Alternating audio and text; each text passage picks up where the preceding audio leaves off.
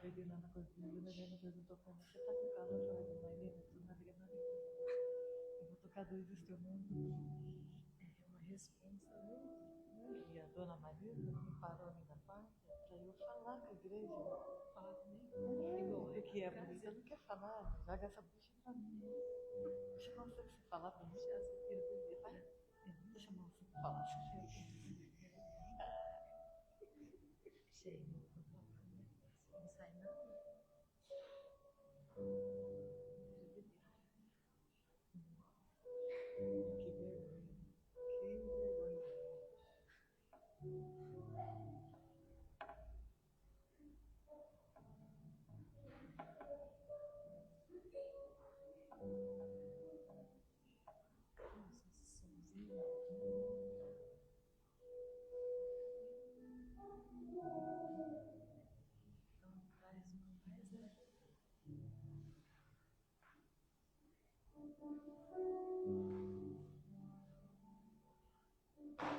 Vamos lá, mãe.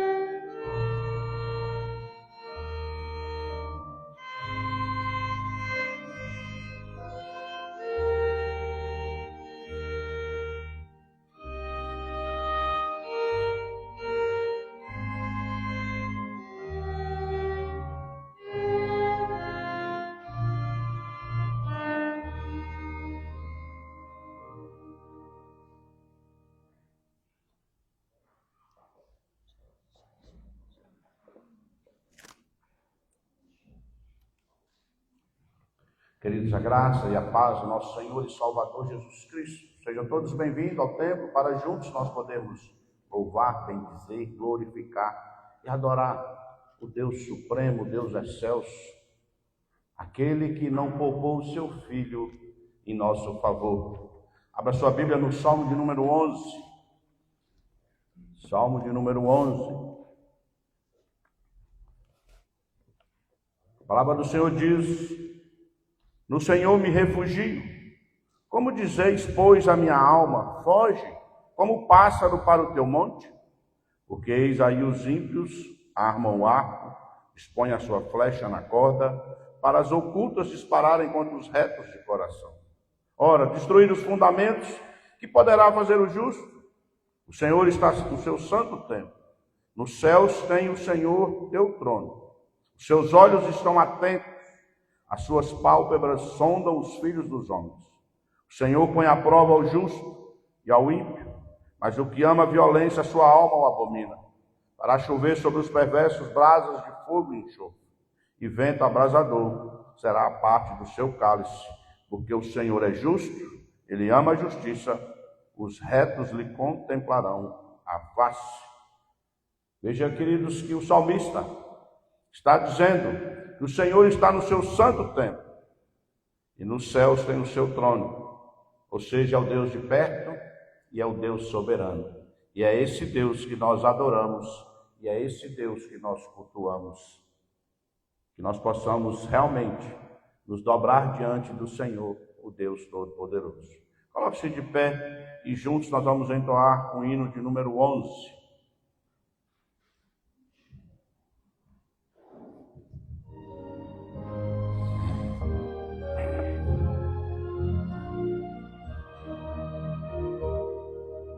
Santo, Santo, Santo, Deus onipotente, louvam nossas vozes teu nome.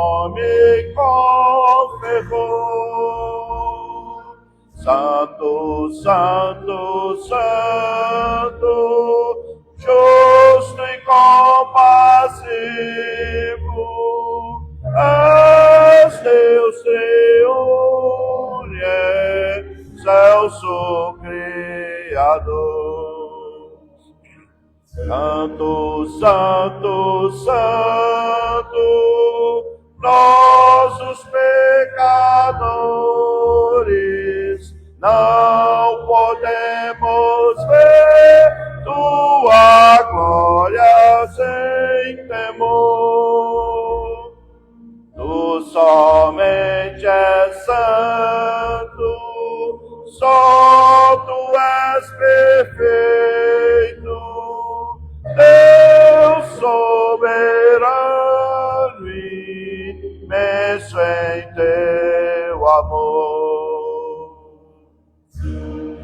Santo, Santo, todos os remidos, juntos com os anjos, proclamam teu louvor.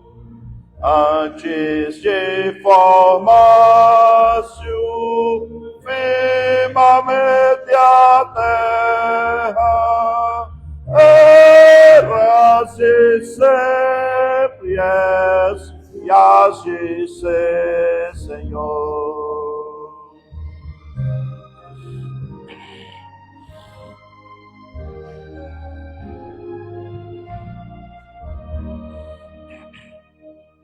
Santo, Santo, Santo, Deus onipotente,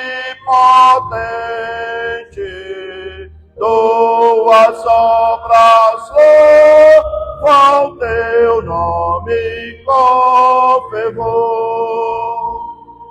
Santo, Santo, Santo, justo e compassivo,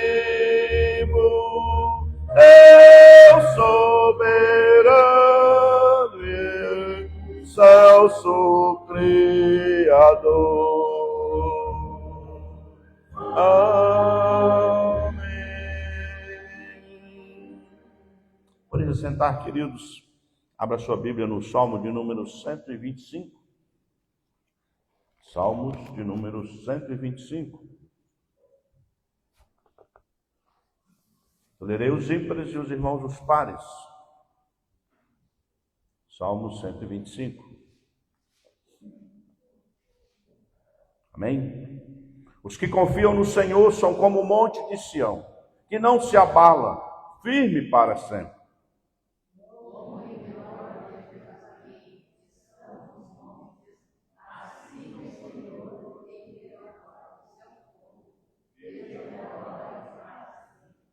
O cetro dos ímpios não permanecerá sobre a sorte dos justos, para que o justo não estenda a mão à iniquidade.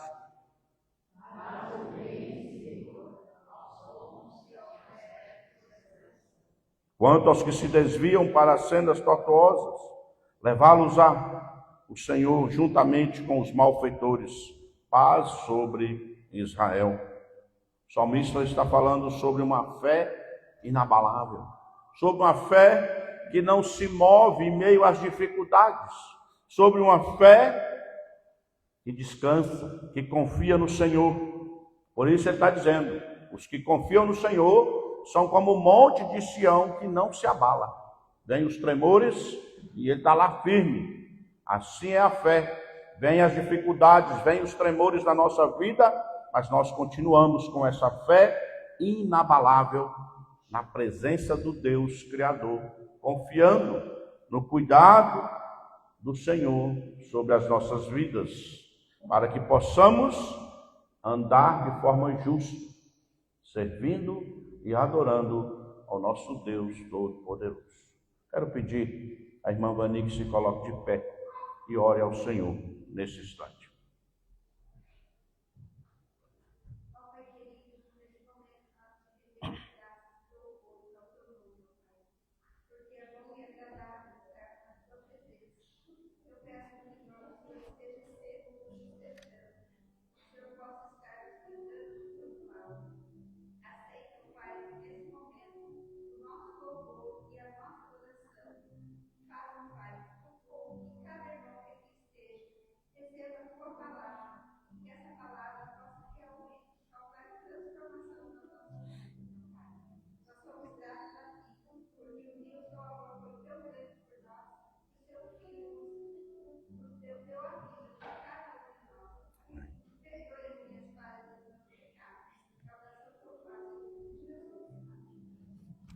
Amém.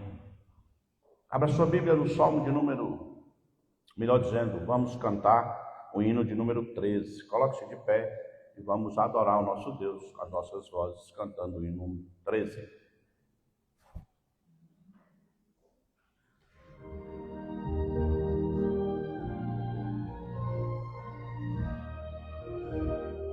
Se nos cega o sol ardente, quando visto em seu fogo, quem contemplará aquele que do sol é criado? Patriarcas não puderam o seu rosto contemplar, nem Adão chegou a vê-lo antes mesmo de pecar. Perante a qual é trevas, mesmo o sol a fulgurar, nossos olhos pecadores não te podem contemplar. Fogo em cima da arca santa, sarça ardente do Sinai, são figuras desta glória do Senhor e eterno Pai.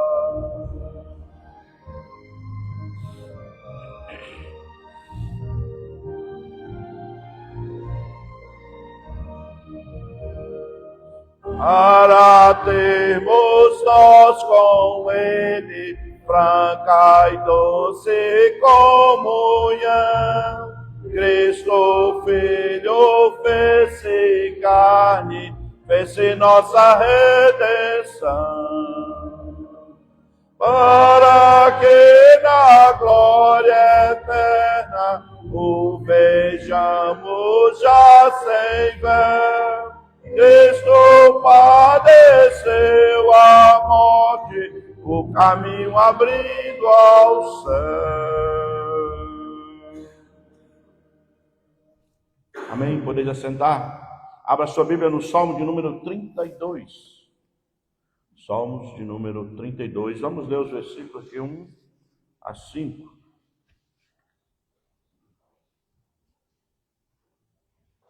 Salmo 32, versículos de 1 a 5.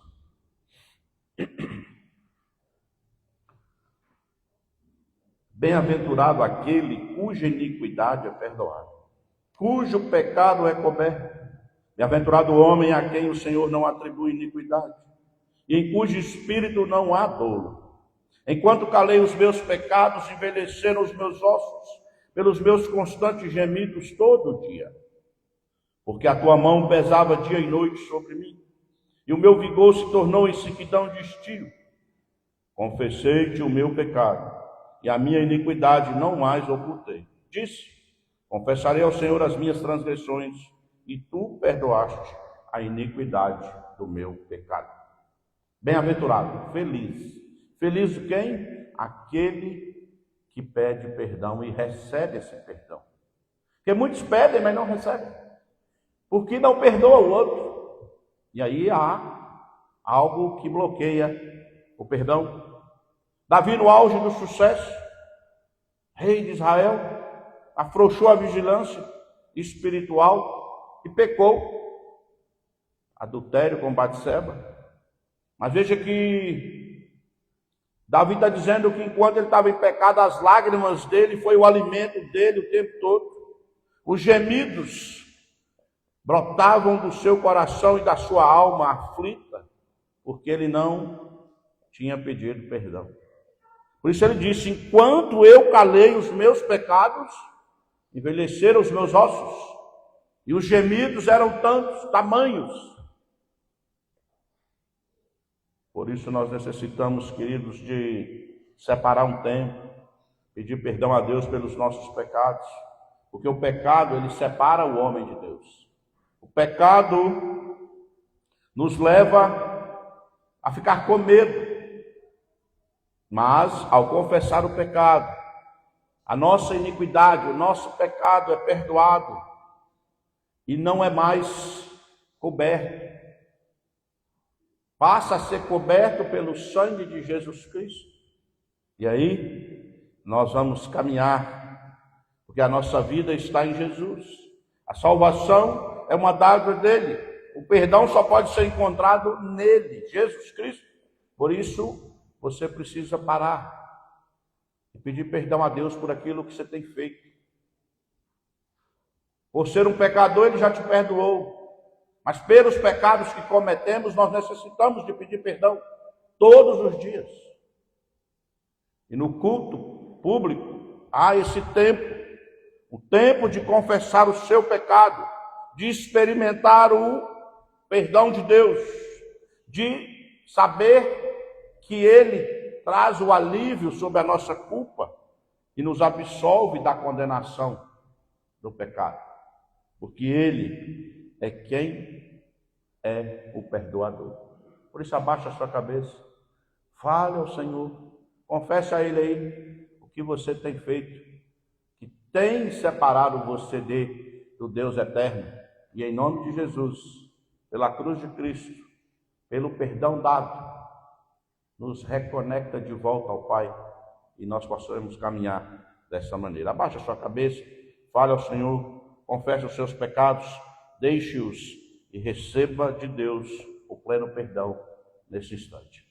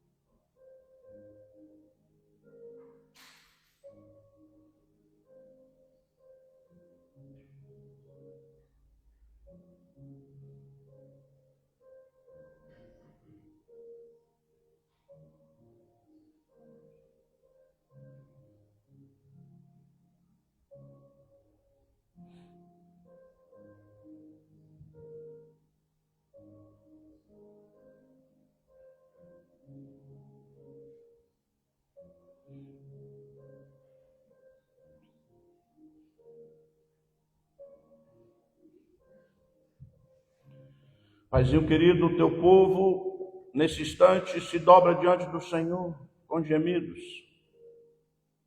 Gemidos porque a tua palavra diz que nós não sabemos orar, mas que o Espírito Santo pega os nossos gemidos e leva até o teu trono da graça. Por isso, em nome de Jesus, Paizinho, que o Senhor derrame dos mais altos céus aquilo, ó Deus, que vem do Senhor, que é o perdão. Perdão conquistado pelo sangue do teu Filho na cruz. E em nome de Jesus, o Senhor, ó Deus, traga esse alívio, o alívio do perdão, para cada um aqui, ó Deus, que confessa ao Senhor. Que eles não se sintam, ó Pai, oprimidos pelo inimigo, e nem pela culpa, mas libertos pelo sangue de Jesus Cristo, se sintam felizes, por saber que o Senhor é o perdoador. O Senhor é quem perdoa no nome de Jesus. E por isso nos rendemos aos teus pés e deixamos aos teus pés todas as nossas dores e as nossas dificuldades. Perdoa o teu povo. Em nome de Jesus é que nós oramos. Amém. Coloque-se de pé e vamos cantar o hino de número 27. Um hino ao Senhor.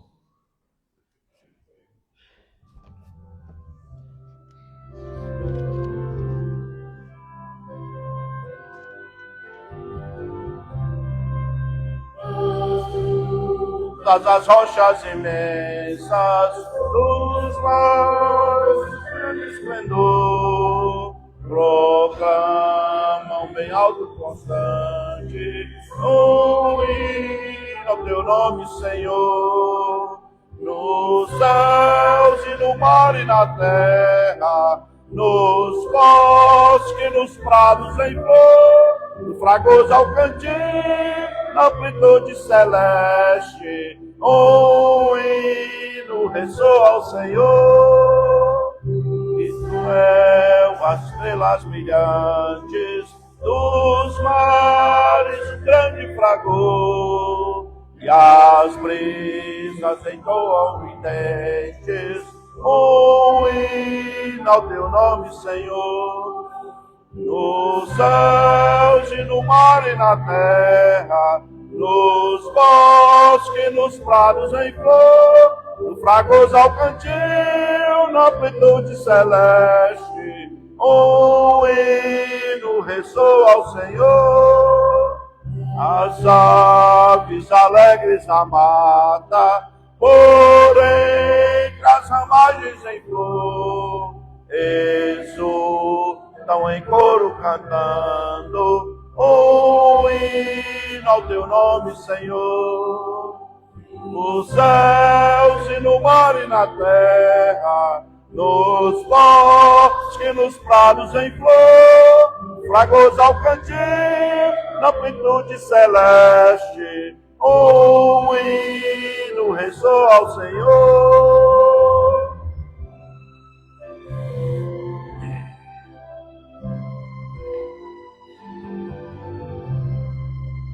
E tu, pecador que vagueias, que fazes ao teu Criador, não achas momento em que cantes um hino ao teu nome, Senhor. Nos céus e no mar e na terra, nos bosques, nos prados em flor, no fragosal cantil, na amplitude celeste, um hino ressoa ao Senhor.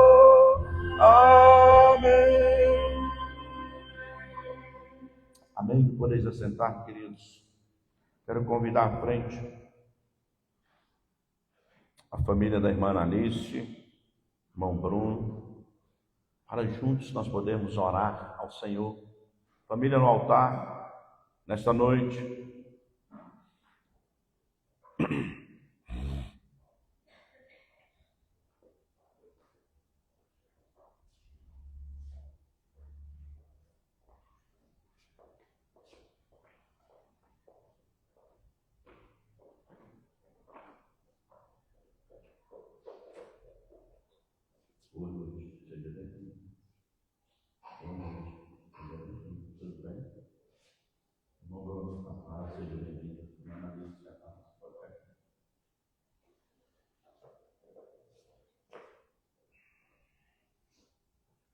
Deus amado, Pai querido, em nome de Jesus, o Senhor abençoe essa família, família do irmão Bruno, da irmã Ananice, as crianças, derrama do mais alto do céu as bênçãos sobre este lar, para que possam, ó Deus, continuar servindo o Senhor, adorando o Senhor na beleza da tua santidade.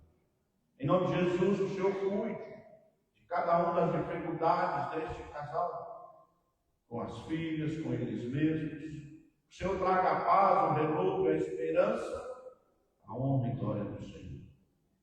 Abençoe-nos, fortaleça na fé, fortaleça-nos na jornada, na caminhada, o quanto o Senhor permitir aqui nesse mundo, para a honra e glória do teu nome.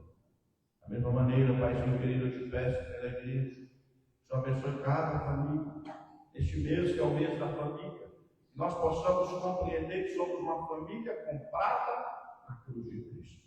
E assim nós possamos andar servindo ao Senhor, todo e qualquer lugar que nós colocarmos a planta do nosso pé. Nós sejamos bênção e possamos abençoar vidas, em nome de Jesus Cristo.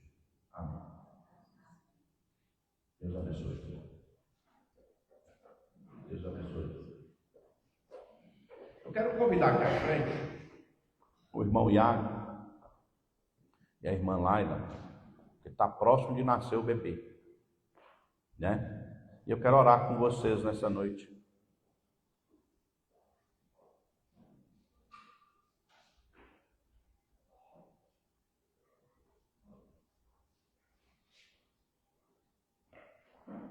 Pode ser que seja daqui até outro domingo, né?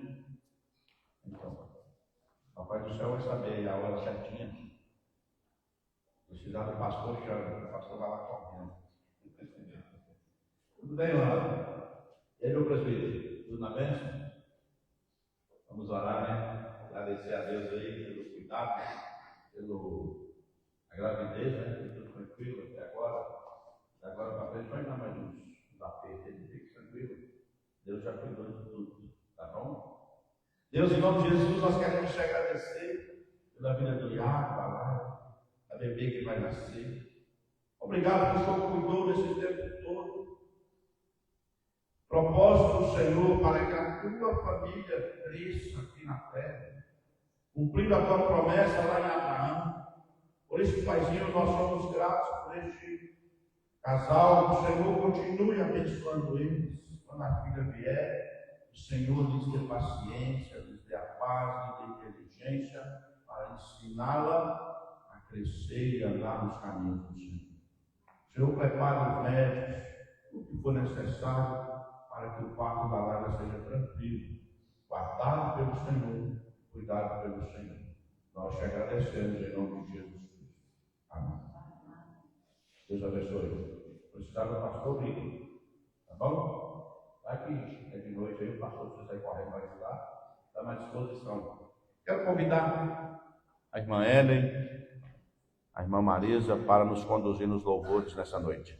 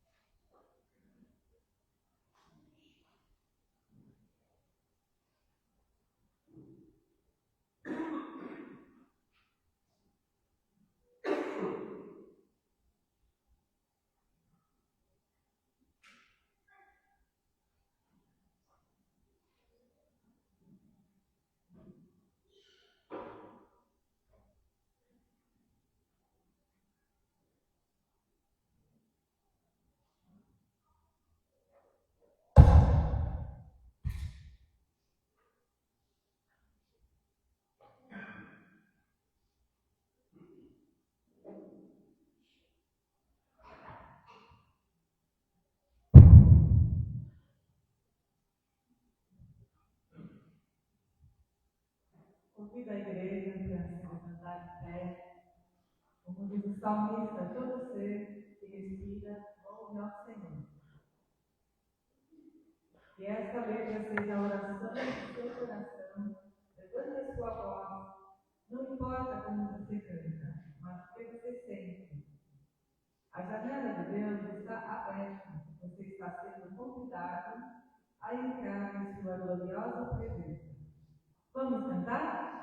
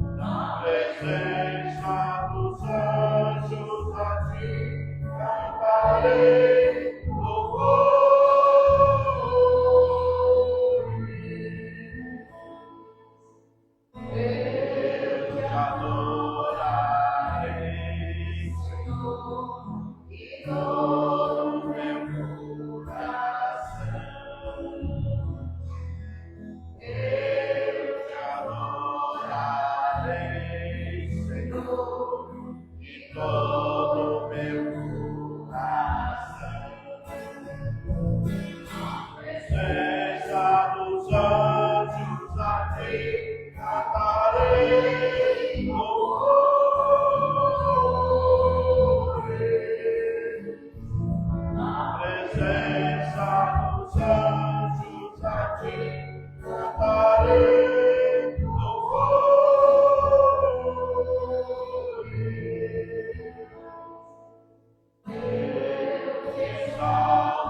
Exaltarei, Senhor, de todo o meu coração.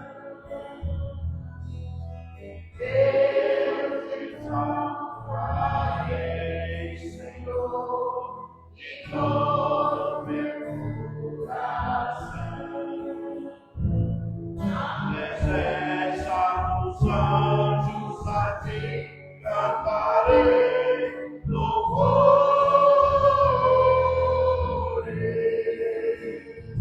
Na presença dos anjos a ti cantarei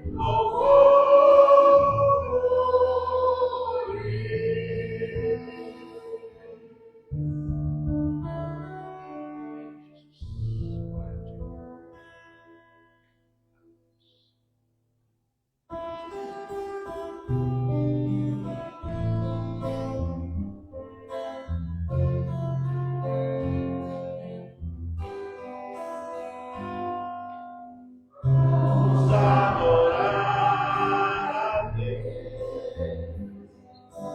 Vamos adorar a Deus. Vamos invocar seu nome. Vamos adorar a Deus. Vamos adorar a Deus. Vamos adorar a Deus. Vamos invocar seu nome. Vamos adorar a Deus. Em minha vida, meu dia especial, com meu coração, louco coração, e esta razão, porque eu digo que vamos adorar a Deus. Eu adoro a Deus. Eu adoro a Deus. O seu gozo inunda o meu ser. Quando eu adoro a Deus. Em minha vida, meu dia especial, com meu coração, com o coração, e esta razão, porque eu vivo ver, vamos adorar a Deus. Vamos adorar a Deus. Podes adorar a Deus. Invocar seu nome. Podes adorar a Deus. Minha vida, meu dia especial, com meu coração, novo coração, e esta razão, porque eu digo que vamos adorar a Deus. Vamos adorar a Deus.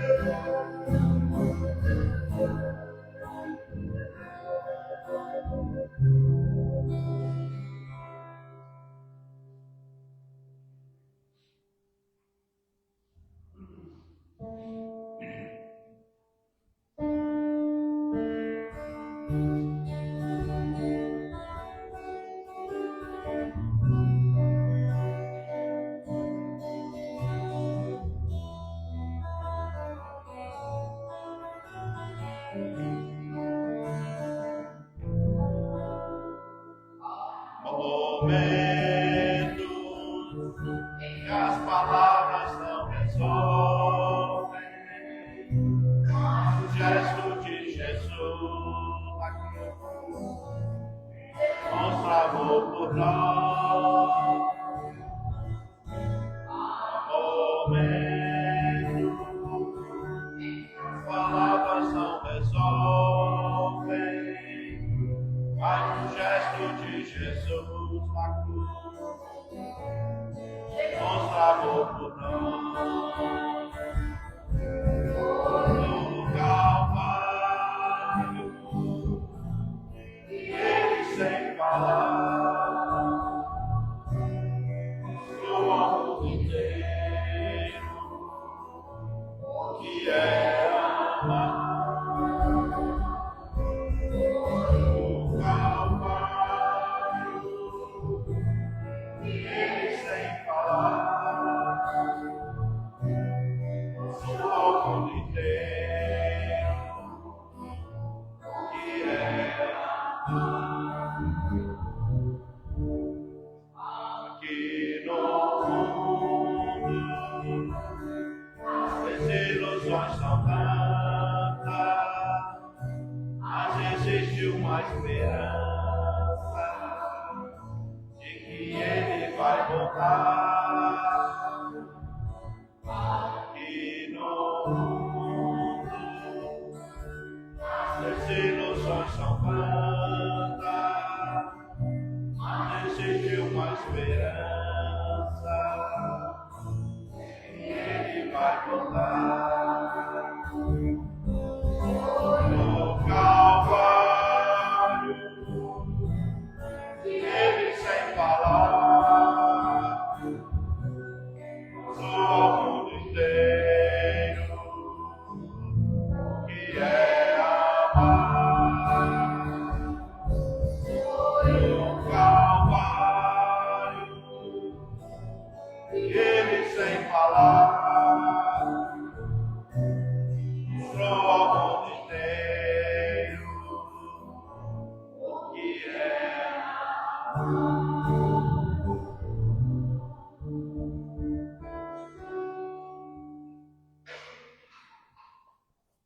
Amém. Quero convidar à frente as crianças e a professora.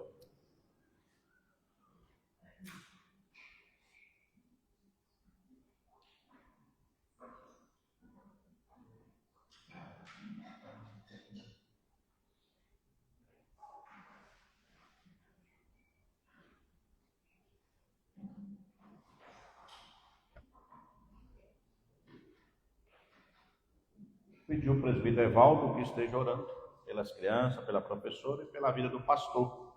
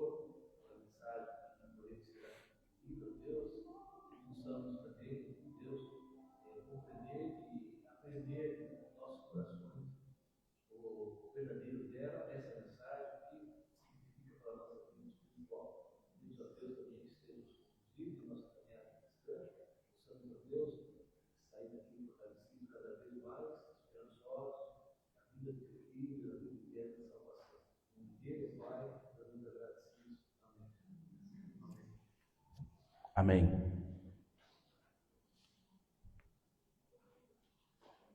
Queridos, abra sua Bíblia no livro do profeta Malaquias. Malaquias, capítulo 1.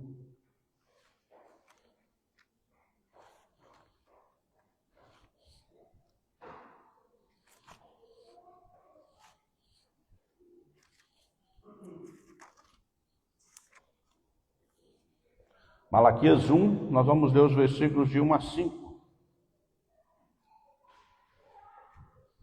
Eu vou ler os ímpares e os irmãos os pares. Malaquias 1, de 1 a 5. Sentença do Senhor, sentença pronunciada pelo Senhor contra Israel, por intermédio de Malaquias.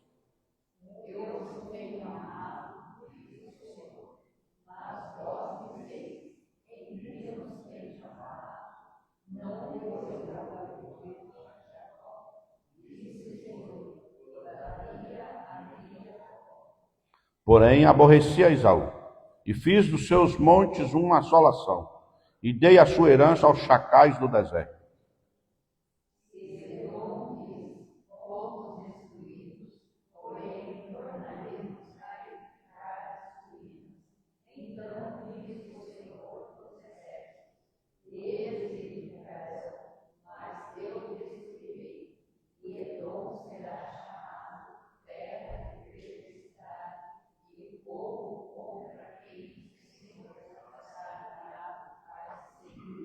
Os vossos olhos o verão e vós direis, grande é o Senhor, também fora dos limites de Israel. Queridos, você já foi chamado para uma audiência na presença do juiz? Ou já participou de alguma audiência? Veja que os bons tempos, olhando para o texto e para o contexto, os bons tempos ficaram para trás. O tempo dos milagres tinha passado com Elias e com Eliseu. O cativeiro babilônico era apenas uma amarga lembrança dos antepassados. As reformas feitas por Neemias já estavam caindo no esquecimento do povo.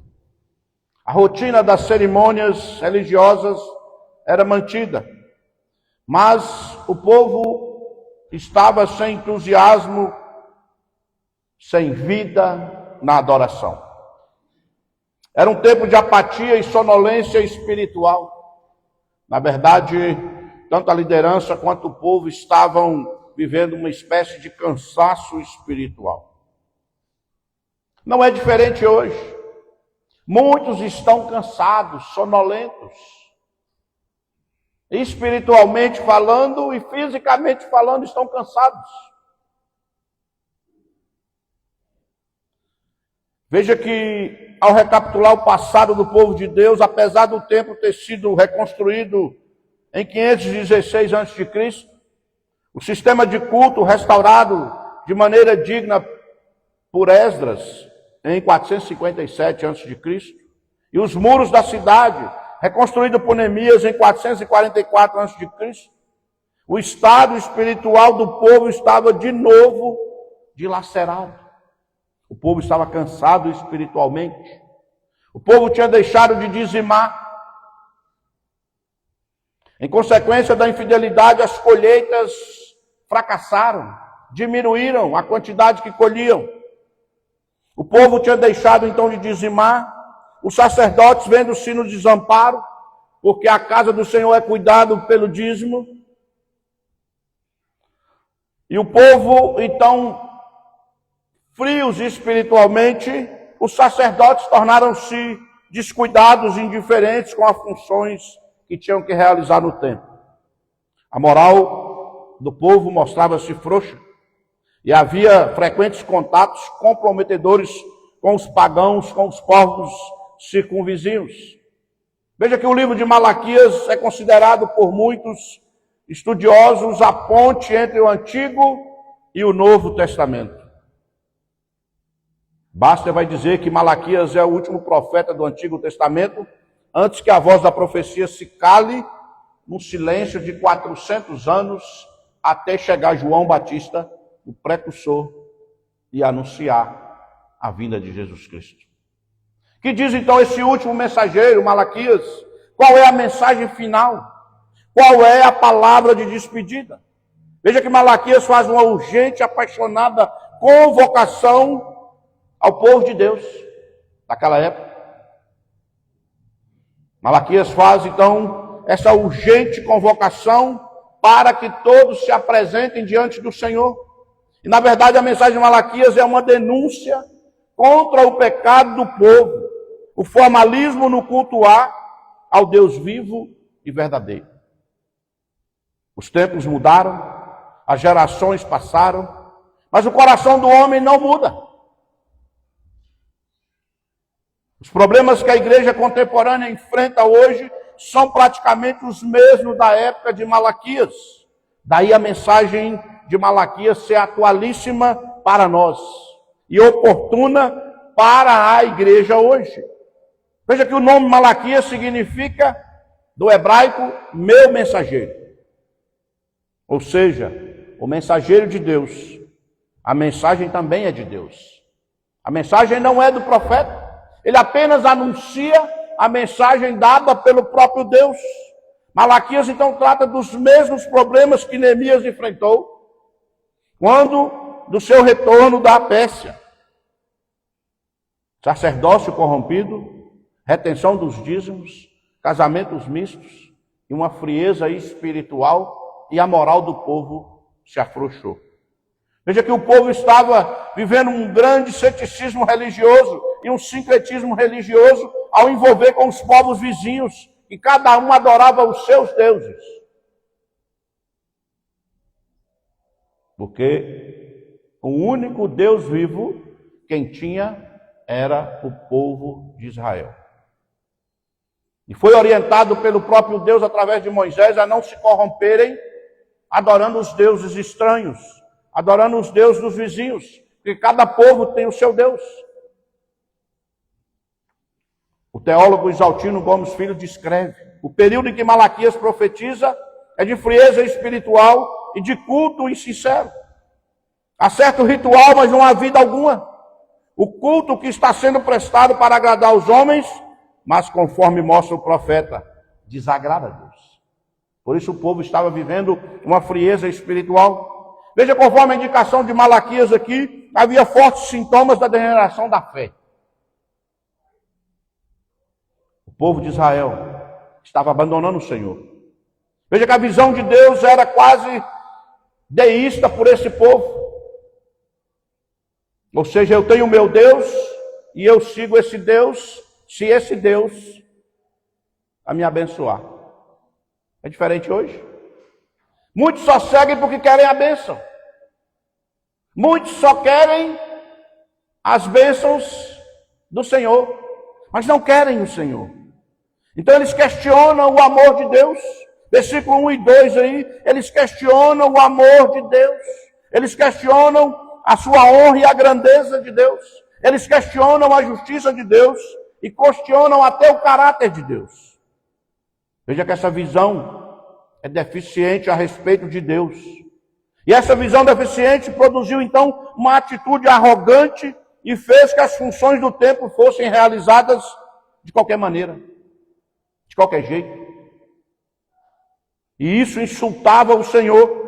E veja que o povo estava enfadado, cansado espiritualmente, a ponto de dizer que o Senhor não amava eles mais.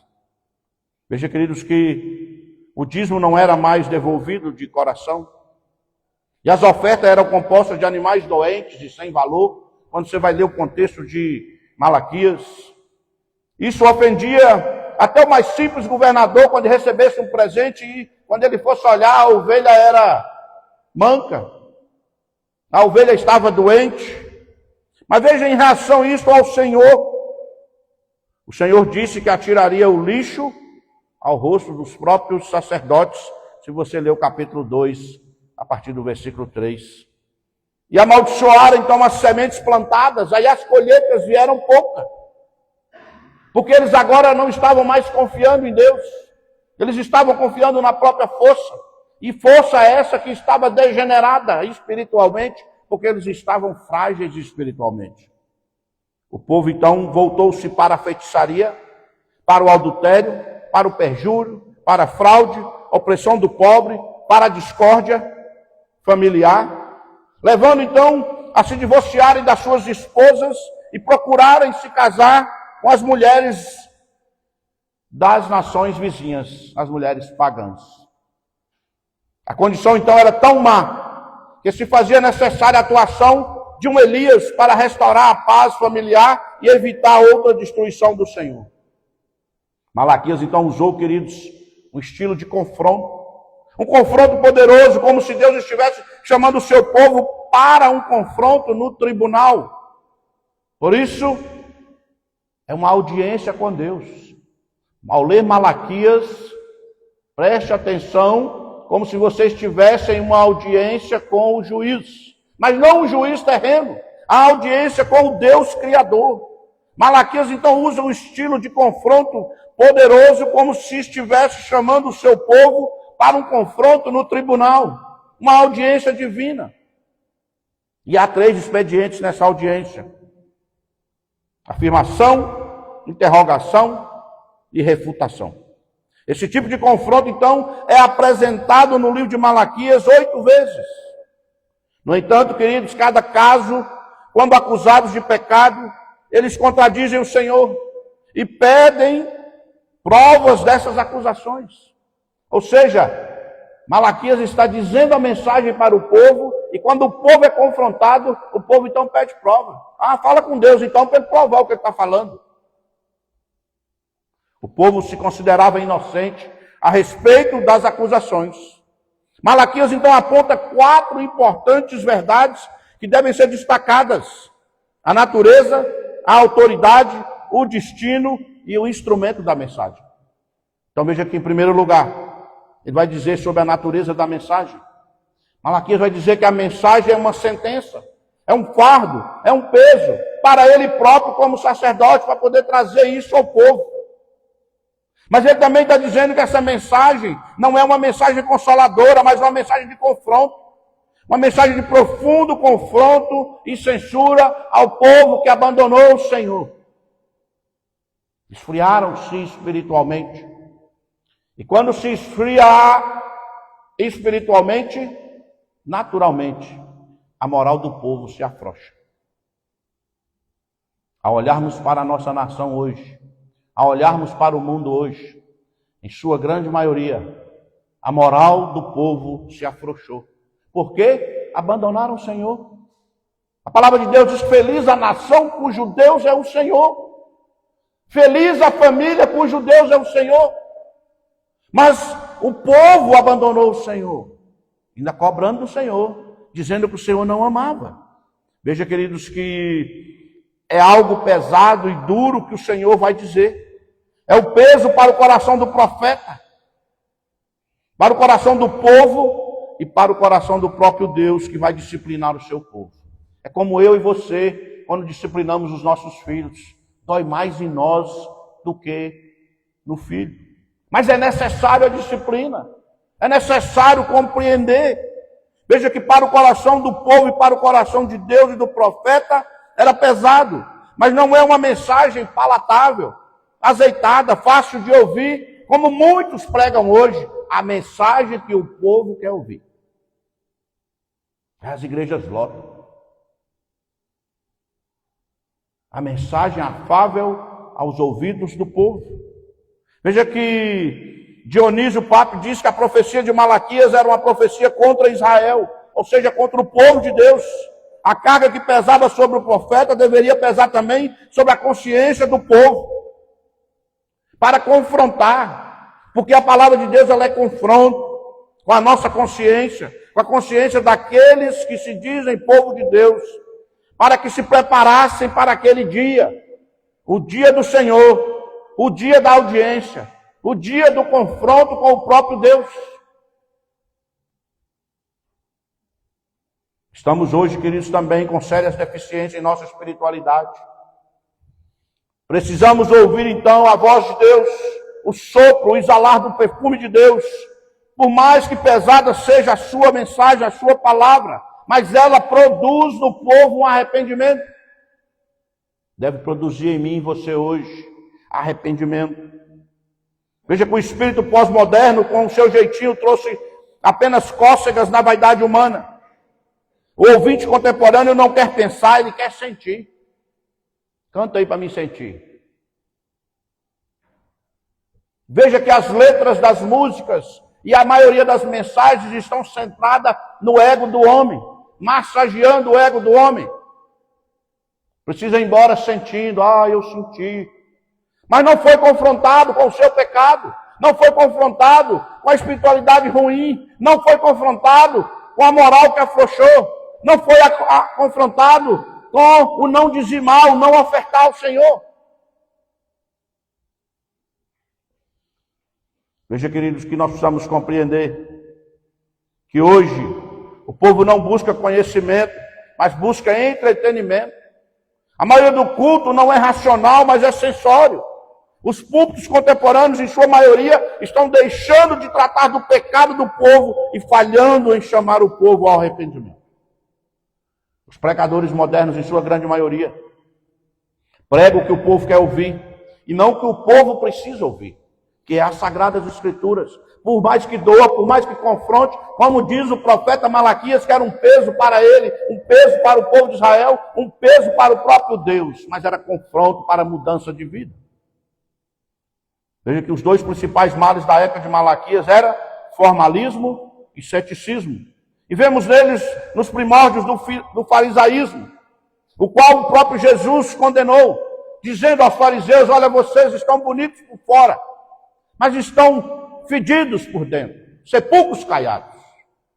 Às vezes nós estamos da mesma maneira, bonitos por fora, mas quando abre a tampa, não tem nada para oferecer. Veja que nós precisamos compreender, queridos, que em segundo lugar a autoridade da mensagem é essa. A mensagem é uma sentença pronunciada pelo Senhor. Malaquias está dizendo: eu não vim aqui falar do que eu acho, do que eu penso, mas eu vim falar a mensagem que Deus colocou no meu coração. E a mensagem então não é criada pelo profeta, mas apenas ele é a voz de Deus para transmitir ao povo. A mensagem vem de Deus e é do céu. O pregador não gera mensagem. O sermão não é a palavra do homem, mas a palavra de Deus. Calvino entendia que o púlpito é o trono a partir do qual Deus governa o seu povo com a sua palavra. Deus não tem nenhum compromisso com a palavra do homem. Deus tem compromisso com a sua palavra. Palavra essa que é viva e verdadeira. Palavra essa que é eficaz. Palavra essa que confronta. Por mais que você doa, por mais que você sente dor da palavra, mas é uma palavra que te leva a confrontar o seu pecado com o Deus Todo-Poderoso e mudança de vida produzida a partir da ação do próprio Deus em nós. Veja que nós precisamos compreender que, em terceiro lugar, qual o destino da mensagem? Malaquias entrega uma sentença pronunciada pelo Senhor contra o próprio povo de Deus. A mensagem não era para os povos vizinhos. A mensagem hoje não é para o não crente, é para você que está aqui nessa noite crente em Jesus Cristo, para você que nos acompanha pelas redes sociais crente em Jesus Cristo. Sendo Israel o povo da aliança, esse povo desprezou o Senhor, insultando assim o amor de Deus. Tanto os líderes quanto o povo quebraram então a aliança. Longe de corresponderem ao amor de Deus, eles desprezaram a Deus, desprezaram a sua palavra, desprezaram o culto, desprezaram o dizimar e o ofertar. Por isso, o juízo começou pela casa de Deus. O juízo começa pelo povo de Deus. Antes de julgar o mundo, Deus julga o seu povo. Israel alegrava-se quando Deus julgava as nações ao seu redor. Mas quando o julgamento, a audiência era com o próprio povo de Deus, aí o povo achou ruim. A palavra de Deus, ela é confronto. Deus trazia então um julgamento sobre o seu povo. Quando o povo da aliança desobedece, Deus envia a vara da disciplina. E isso é natural, para trazer de volta, para corrigir o desvio, para corrigir aqueles que andam longe do Senhor. Se o nosso sal for insípido, seremos pisados pelos homens, nos tornaremos inúteis. Por isso Deus corrige o seu povo, por isso Deus julga o seu povo, por isso Deus leva o seu povo para uma audiência com Ele. Se a igreja não andar com Deus, ela será pedra de tropeço, em vez de exercer o ministério da reconciliação. Em vez do povo olhar para nós como igreja e nos enxergar como um povo que Deus está corrigindo e que está andando na presença de Deus, importa o que acontecer, o povo olhar para nós e dar risada. Fala de nós, mas está igualzinho. Está até pior. E a própria palavra diz que é pior. Diz que aquele que não conhece ainda vai lá. Mas aquele que conhece, o seu estado torna-se pior, porque conhece. Em vez de anunciar as boas novas de salvação, o povo estava testemunhando e indo contra o próprio Deus. Mas veja que em quarto lugar, qual é o instrumento da mensagem? Há uma sentença pronunciada pelo Senhor contra Israel, por intermédio do profeta Malaquias. Deus levanta homens para pregar, não o que eles querem pregar, não o que o povo quer ouvir, mas o que o próprio Deus ordena. A mensagem, ela é de Deus. A mensagem de Deus não tem o propósito de agradar os ouvintes, mas de confrontá-los para os levar à salvação. Não tem o propósito de entretê-los, mas levá-los à conversão. Não tem o propósito de anestesiá-los no pecado, mas livrá-los da ira vindoura. O dia da audiência com o juiz, que dia vai ser? O dia da vinda de Jesus Cristo sobre a terra. E a pergunta vai ser: o que você tem para apresentar diante do justo juiz? Veja que Deus, falando ao povo, ele vai dizer sobre o amor eletivo dele. Eu vos tenho amado, diz o Senhor, mas vós dizeis em quem nos tem amado. Não foi Esaú, irmão de Jacó? Disse o Senhor, todavia amei a Jacó. Veja que o profeta Malaquias aqui nesse versículo destaca então, queridos, 3 verdades solenes sobre o amor seletivo de Deus. Em primeiro lugar, ele é um amor declarado. Deus declarou que ama o seu povo. E se ele ama o seu povo, ele vai corrigir o seu povo. E eu e você fazemos parte desse povo. O povo da aliança. Uma nova aliança feita na cruz de Cristo, que nos confronta com o nosso pecado, que nos chama para andar na presença dele, não importa as circunstâncias. Veja que foi Deus que escolheu a nação, e ele fez a aliança, e ele a destinou para uma missão especial, ser luz aos povos.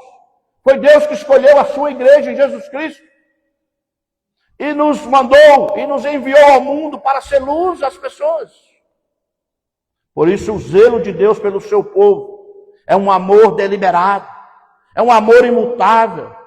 Era como o amor de um esposo pela esposa, ou de um pai pelo filho. A escolha de Jacó foi motivada por um amor imerecido. Jacó merecia as bênçãos? Não. Mas Deus escolheu, como está escrito, amei Jacó, porém me aborreci de Esaú. Veja que esse versículo enfatiza então a soberania de Deus na eleição, na escolha, indicando a preferência divina por Jacó em relação a Esaú, citando Malaquias 1, 2 e 3, para ilustrar os propósitos divinos independentes da obra humana. Foi Deus que escolheu você, não fui eu como pastor. Por isso ele disciplina, por isso ele te confronta. E o mesmo acontece conosco. Deus nos amou por causa das nossas virtudes, que viu em nós. A causa do amor de Deus está nele mesmo, e não em nós. Porque Paulo diz que nós estávamos mortos em nossos delitos e pecados. Quem nós éramos? Nada.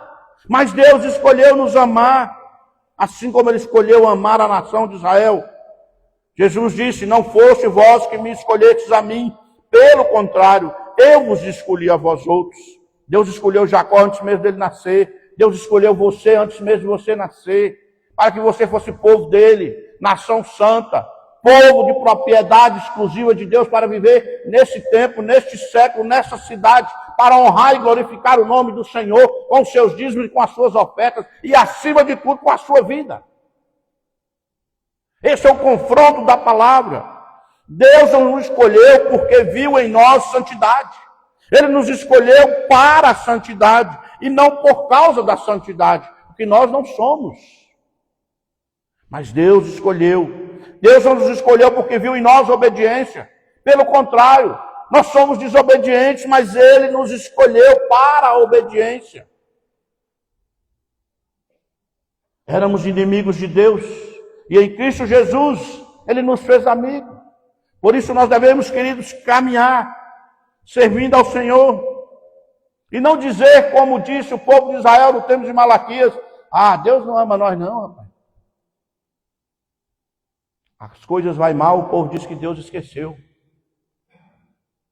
Há um ditado por aí que Deus é brasileiro.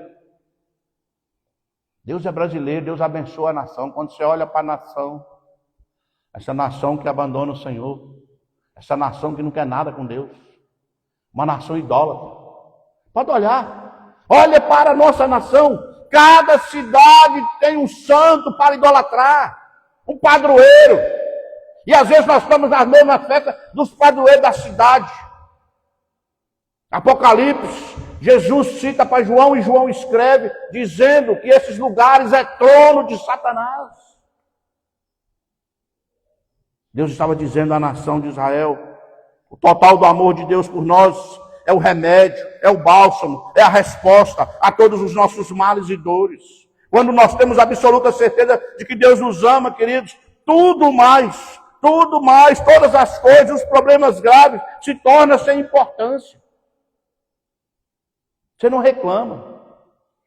Você não reclama. Em segundo lugar, é um amor questionado. A raiz de todos os pecados de Israel era a sua falta de consciência do amor de Deus. E aí Malaquias vai e destaca então as atitudes do povo em relação ao amor de Deus. A primeira atitude do povo é a insensibilidade. A raiz do pecado do povo é a insensibilidade ao amor de Deus. A sua própria fraqueza por causa do pecado. Por causa dos seus pecados, eles foram castigados, levados para o cativeiro, mas não viram a disciplina de Deus como um gesto de amor. Pelo contrário, eles reclamaram, falaram, Deus não ama a gente não.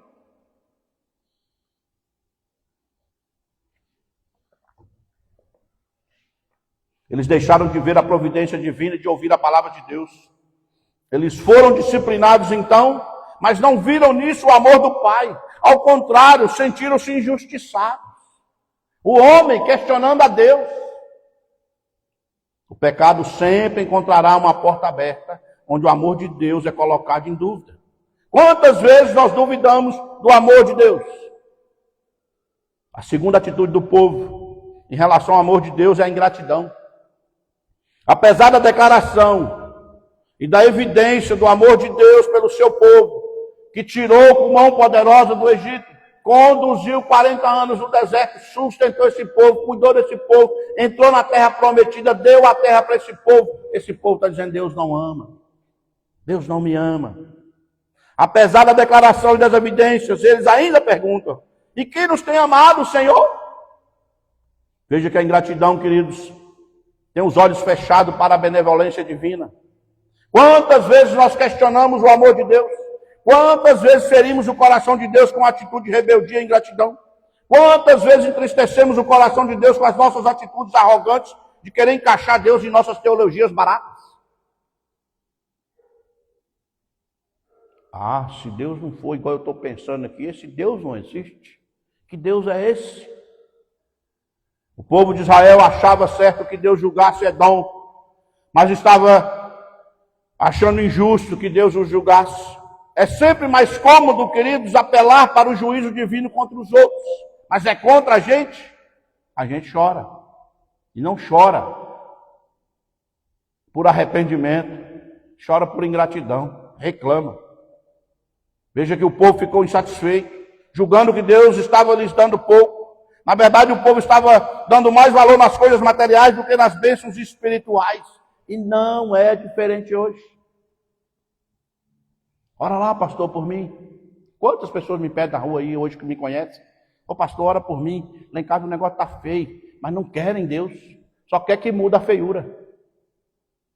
Não querem viver uma vida na presença de um Deus poderoso. Em terceiro lugar, queridos, é um amor demonstrado. Deus oferece ao povo 3 provas inquestionáveis do seu amor. A primeira prova foi sua escolha soberana. Deus escolheu Jacó e a partir de Jacó fundou a nação de Israel.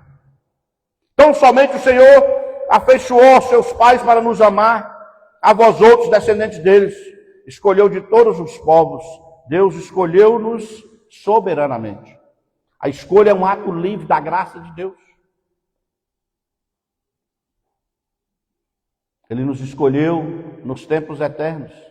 Ele nos escolheu quando não tínhamos nenhum mérito. Ele nos escolheu em Cristo. A segunda prova foi a sua proteção amorosa. Deus livrou Jacó, salvou, abençoou, formou um povo, libertou e guiou esse povo. Deu-lhes provisão, proteção, deu a lei, deu a terra e deu uma missão. A mesma coisa Deus fez comigo e com você. Nos chamou, nos deu uma família, nos fez povo e nos diz para andar na presença dele. A terceira prova, queridos, foi a restauração milagrosa. Deus tirou o povo da escravidão do Egito, guiou pelo deserto, deu-lhes sua palavra, enviou-lhes profeta, disciplinou a sua rebeldia, trouxe-os de volta do cativeiro e restaurou. Concluímos então que o amor de Deus, o seu povo, é um amor deliberado, é um amor paciente e triunfante, e não é diferente hoje. As misericórdias do Senhor se renovam a cada manhã. É um amor paciente, é um amor triunfante. Mas veja que, diante de tudo isso, nós podemos afirmar que o texto estudado nos ensina 6 lições. A primeira lição é a sentença de Deus é deveras pesada. A segunda, o amor de Deus é deveras benigno. A terceira, o soberano e eterno propósito de Deus é o único fundamento a favor de nós. Porque Deus teve compaixão do seu povo. A quarta, o amor de Deus pelo seu povo nem sempre é correspondido. Há ingratidão, há desprezo pelo próprio Deus, e isso fere o coração de Deus, embora não mude Deus, porque Deus é imutável. Quinto, o poder do homem jamais pode reverter a sentença de Deus. É Deus quem edifica e é Deus quem derruba. Quando Deus edifica, ninguém derruba. Quando Deus derruba, ninguém edifica. É impossível, queridos, lutar contra Deus e prevalecer. Jacó lutou contra Deus no vale de Jaboque e saiu de lá mancando, porque Deus é vencedor, invicto em todas as batalhas. Colocar-se na contramão da vontade de Deus é entrar em uma rota de colisão com o Deus onipotente, onipresente, todo-poderoso. O que vai sobrar de mim e de você? Pó. Sexta coisa, Deus será glorificado tanto no julgamento do pecado, quanto na recompensa da obediência. A glória de Deus é manifesta na salvação quando Ele enviou o seu Filho Jesus Cristo. É manifesta quando Ele salva o seu povo. E também na condenação do ímpio que o rejeita. Tanto o céu quanto o inferno devem manifestar a glória de Deus. Portanto, queridos, a mensagem de Malaquias ela é atual e ao povo de Deus. Povo comprado, remido e lavado no sangue do Cordeiro. Cordeiro que se doou na cruz de forma voluntária, por amor, amor eterno. Esse povo é a igreja de Jesus Cristo hoje, eu e você.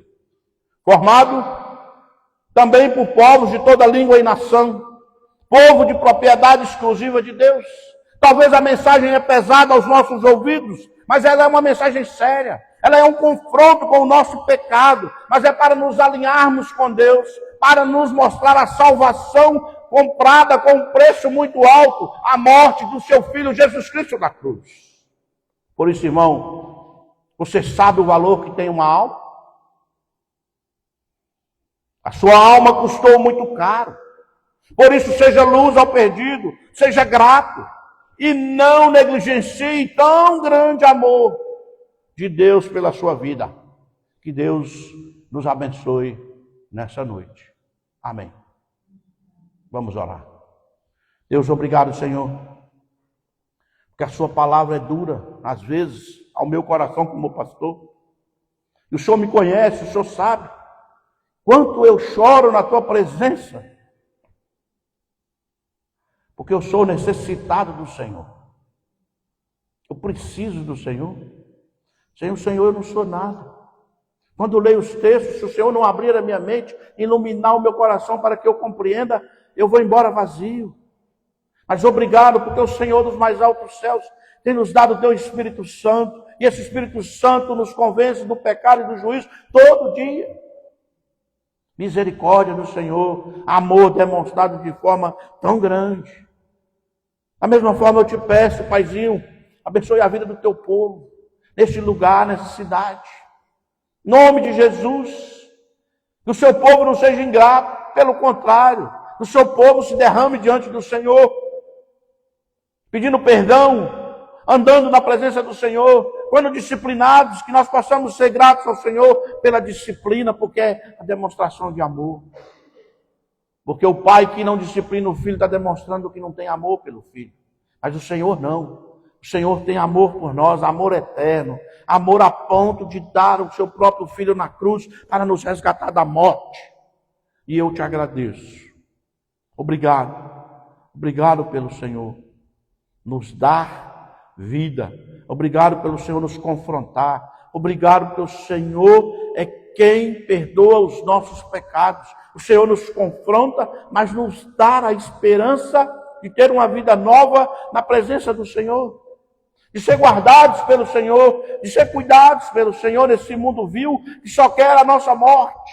Mas o Senhor já nos comprou com um preço muito caro. O valor da alma é o sangue de Jesus vertido na cruz em nosso favor. Por isso eu te agradeço. Obrigado, Senhor, por cuidar de nós, por nos chamar para a audiência e dizer para nós que nós precisamos voltar ao primeiro amor. Obrigado, em nome de Jesus Cristo. Amém. Quero convidar os presbíteros aqui. O presbítero Iago, o presbítero Tchê, o presbítero Décio e o presbítero Evaldo.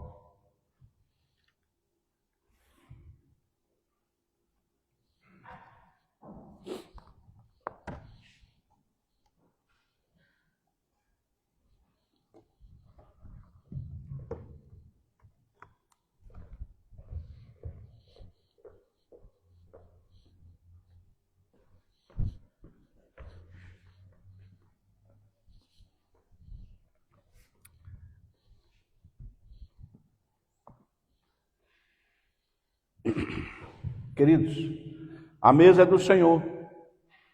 A mesa do Senhor, a ceia do Senhor representa o corpo de Jesus Cristo dado por nós na cruz.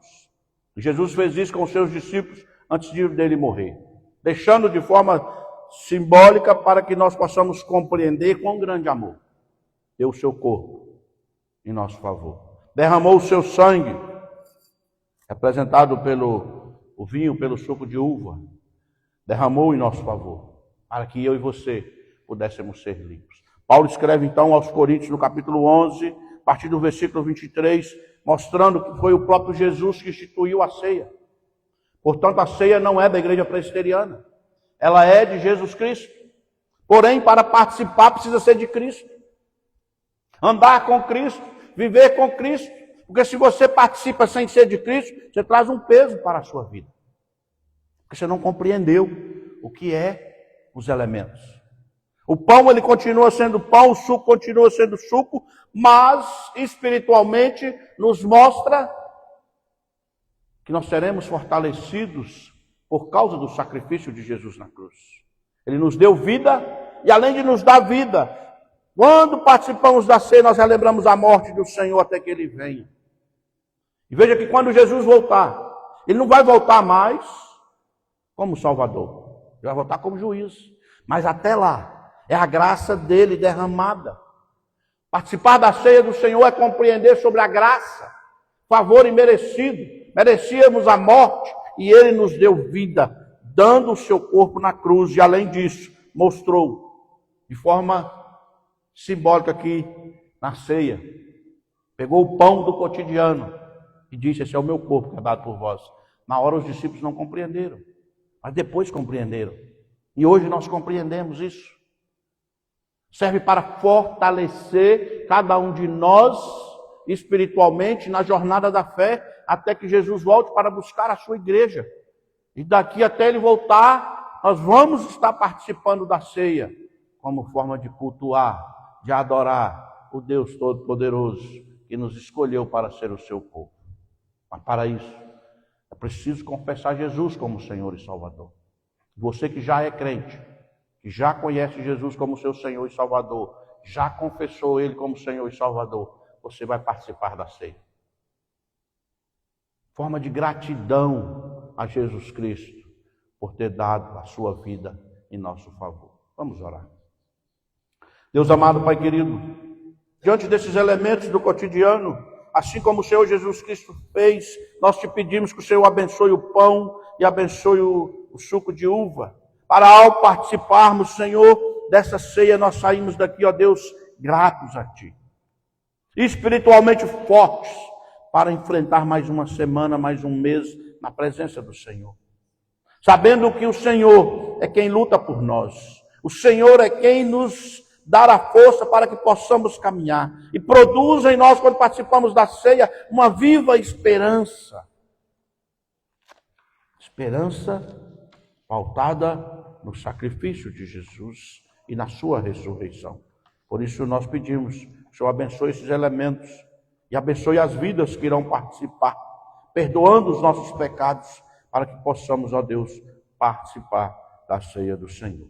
Nós oramos em nome de Jesus Cristo. Amém. Você que vai participar, coloque-se de pé para facilitar a distribuição dos elementos.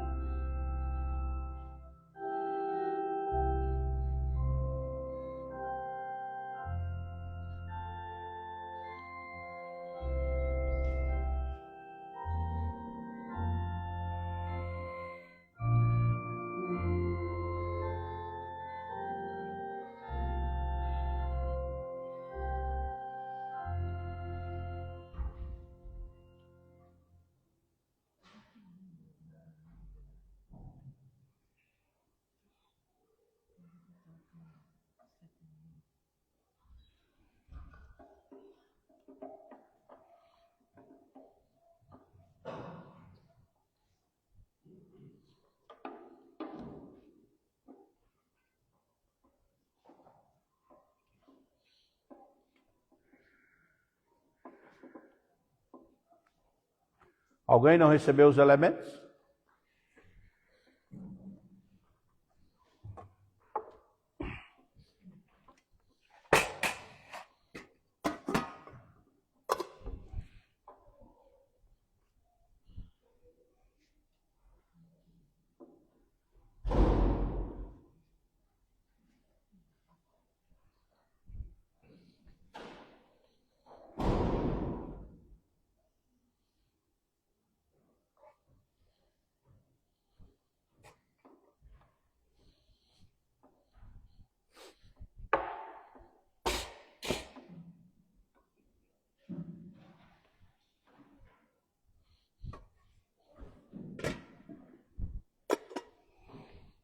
Querido Senhor Jesus, na noite que foi traído, ele tomou o pão, partiu e disse: isto é o meu corpo, que é dado em favor de vós. Tomai e comei dele todos.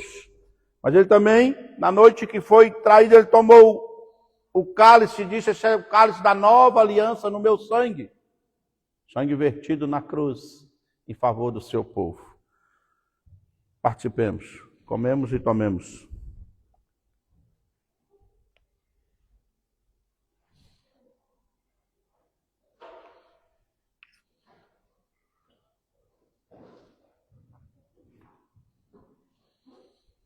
Olha aí, meu prefeito. Senhor Deus, graças te damos porque o Senhor é bom e o Senhor cuida de nós.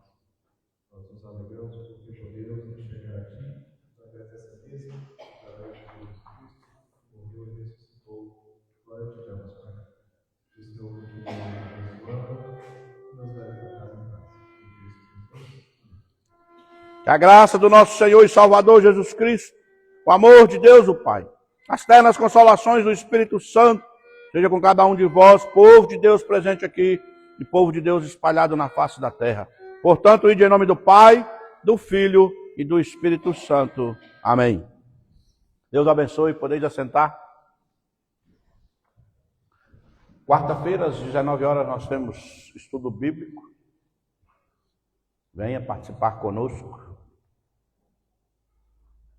Se você não vem, você está perdendo de aprender um pouco mais sobre a palavra de Deus. Tira um tempinho lá na quarta-feira e venha desfrutar da presença do nosso Deus, estudando juntos. Essa semana é a jornada de oração, começa amanhã, das 18 às 19 horas, você pode vir, estará aberto aqui para você orar no seu tempo com Deus. Venha, participe conosco da oração. No sábado tem o Projeto Samuel às 15 horas e domingo, 9h30 da manhã, Escola Bíblica Dominical, e no próximo domingo, é o segundo domingo de maio, Dia das Mães, nós faremos um café comunitário. O café que você vai tomar lá, você traz para a gente tomar juntos, né? A irmã Clarice aí vai organizar aí durante a semana sobre o café. Na segunda-feira, dia 11, nós teremos um culto ao ar livre ali no estacionamento do hospital. Vai lá, 6:15, 6:30, já chega por lá. Nós estaremos lá trazendo a palavra às pessoas ali. Estaremos louvando, adorando a Deus ali no culto ao ar livre. E você tire lá uma meia hora do seu tempo para vir adorar a Deus conosco ali, né? Abençoar pessoas para a honra e glória do Senhor. Deus abençoe a sua vida, tenha uma ótima semana na presença do nosso Deus e ter o café ali da comunhão ao lado, você possa ir lá tomar um café, bater um papo, depois ir para casa descansar para mais uma semana na presença do nosso Deus. Deus os abençoe.